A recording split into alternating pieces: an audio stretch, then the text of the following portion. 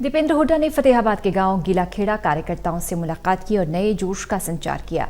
हुड्डा ने हरियाणा सरकार पर निशाना साधते हुए कहा कि जहां महंगाई और अन्य मुद्दों पर बीजेपी जजपा गठबंधन सरकार नाकाम है, तो वहीं कांग्रेस की नीतियों से भी आम लोगों को अवगत कराया। उन्होंने कहा प्रदेश की जनता वर्तमान कुशासन से तंग आ चुकी है और फिर से कांग्रेस की ओर से आशावादी नजरों से देख रही है।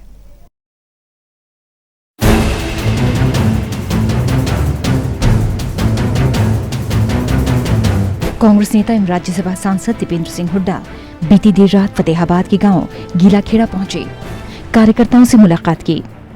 इसके बाद मीडिया से बातचीत करते हुए उन्होंने एक ओर उप मुख्यमंत्री दुष्यंत चौटाला और जजपा के वरिष्ठ नेता अजय सिंह चौटाला को निशाने पर रखा, वहीं प्रदेश सरकार को भी आड़े हाथों लिया।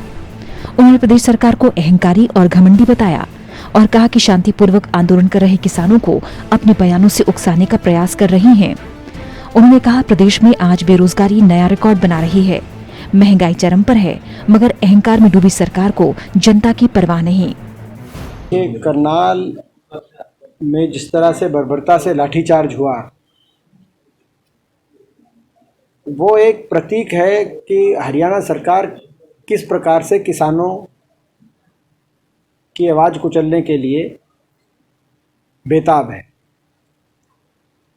लगातार पिछले 10 महीने से हरियाणा अकेला प्रदेश है देश का जिसमें किसानों के मानव अधिकारों का खुला उल्लंघन हो रहा है और अब कोई कार्रवाई नहीं करी, केवल तबादला। तो जब सरकार इनके खिलाफ कार्रवाई नहीं करी तो ये समझा जाना चाहिए कि सही मायने में सरकार के इशारे पे ये हुआ।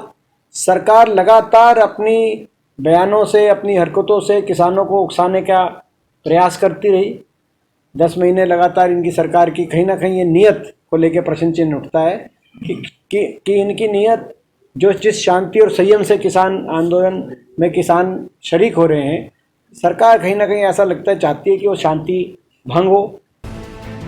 दीपेंद्र हुड्डा ने करनाल में हुई लाठीचार्ज पर बोलते हुए कहा कि आज प्रदेश में हर तरफ मानव अधिकारों का हनन हो रहा है। पीपली से लेकर करनाल में किसानों के साथ जिस प्रकार बर्बरता की गई वो अपने आप में सबूत है।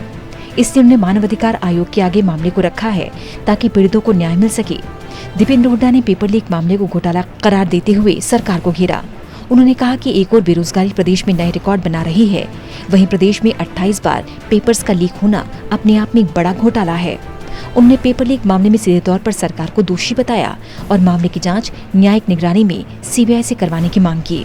साथ ही उन कैंडिडेट्स के पैसे लौटाने की बात कही जिन्होंने अपनी जमा पूंजी से पेपर खरीदे। 28 बार पेपर लीक, जो आपका सवाल था, तो ये मैं समझता हूँ पेपर लीक घोटाला, और ये कोई एक्सीडेंटली नहीं हुआ। जब हमने मांग करी विधानसभा में कि इसकी सीबीआई जांच हो, तो मुख्यमंत्री जी ने कहा कि भाई सीबीआई जांच नहीं हो सकती, हरियाणा पुलिस सक्षम है। तो यानी कि सीबीआई जांच के लिए मना कर दिया सरकार ने। स्पष्ट है कि इस घोटाले के तार सरकार में बैठे कुछ लोगों से जुड़े हुए हैं और इसलिए सरकार कहीं ना कहीं अपने चहेतों को पेपर लीक कराने के प्रयास बारी बारी हो रहे हैं और बारी बारी वो उन प्रयासों के माध्यम से, नहीं तो हर बार पेपर लीक और इतने बड़े पैमाने पे पेपर लीक। और कई लोग आप लोग के भी टच में होंगे, हमारे भी टच में बहुत से ऐसे युवा जिन्होंने अपने घर बार सब कुछ दाव पे लगाकर सब कुछ बेच बाच के मरता क्या ना करता पेपर खरीदो, उसके उनके भविष्य चौपट। तो हमारी मांग है इसमें जांच हो सीबीआई। नगर निकाय चुनावों में सिंबल पर चुनाव लड़ने संबंधी पूछे सवाल पर हुड्डा ने कहा कि अभी तक इस संबंध में कोई फैसला नहीं लिया गया।